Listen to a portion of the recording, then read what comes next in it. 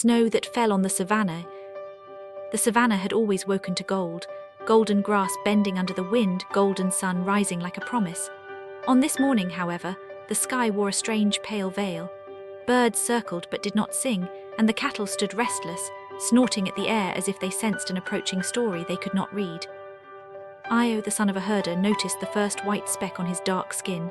He stared at it, confused, before it vanished like breath. Then another fell and another.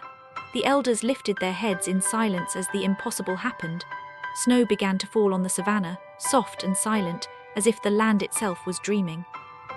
The elders gathered beneath the baobab tree, their voices low and cautious. Snow was not just weather, it was a message. Some said it was a blessing, others feared it was a warning long forgotten by time. Io listened from a distance, his heart beating with curiosity. He felt no fear, only wonder. The snow dusted the grass like ash from a sacred fire, and for the first time the savannah felt fragile, as though history itself had paused to watch. Against his mother's warning, Io reached out and scooped the snow into his palm. It burned with cold and melted instantly, leaving water that shimmered strangely. He laughed, then gasped as a memory not his own flickered in his mind, images of ancestors walking under strange skis. The snow, he realized, was not empty, it carried stories. As the snow continued to fall, the land began to change. Antelope moved closer to the village, unafraid. Trees creaked softly, as though stretching awake from a long sleep. That night the elders dreamed the same dream. The savannah once knew snow, long before memory was broken, and it would know it again only if the people listened. I awoke before dawn, his chest heavy with purpose. He felt drawn toward the northern plains where the grass met the horizon. The snow there seemed thicker, brighter, almost alive. When he told his mother, she wept quietly but did not stop him. "Some journeys choose the walker," she said, tying a charm around his wrist. The farther Io walked, the quieter the world became. Snow muffled sound, turning the savannah into a place of echoes and breath. He felt watched not by danger but by memory. At night the stars burned colder, sharper, as if the sky itself was closer to the earth. On the seventh day the wind rose and took shape, a tall figure woven of frost and air. It spoke without words, placing truth directly into Io's heart. The snow had fallen because the people had forgotten balance, between land and cattle, old and young, taking and giving. Io found a lion cub trapped in ice, its cries weak. Fear shook him, but he remembered the wind's lesson. He freed the cub, cutting his hands on frozen stone.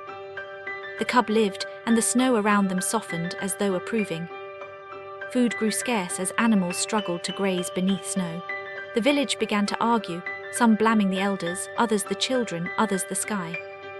Io's absence weighed heavily, and hope thinned like breath in cold air.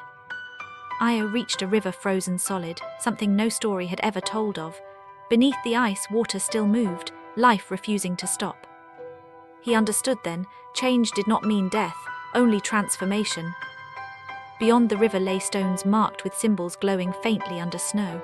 When Io touched them, voices rose, ancestors speaking of harmony, of seasons once shared between fire and ice.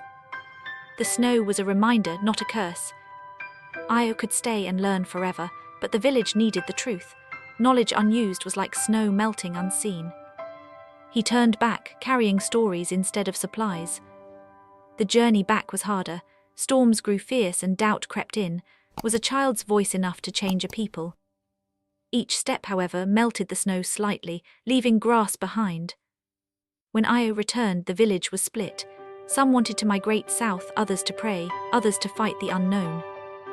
They barely noticed the boy until the snow stilled around him. Io told everything of the wind, the stones, the forgotten balance. His voice shook, but the air listened. As he spoke, snowflakes slowed, hanging like breath between worlds. The elders ordered grazing to stop in sacred lands and food to be shared equally. Fires were lowered, not raised.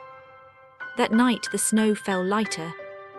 The lion cub, now stronger, appeared at the edge of the village and bowed its head before leaving. Fear turned to awe. Nature, it seemed, was watching closely. Children played in snow and mud alike, laughing. The savannah became a place of contrast, white and gold, cold and warm. Life adapted. The oldest elder admitted the truth.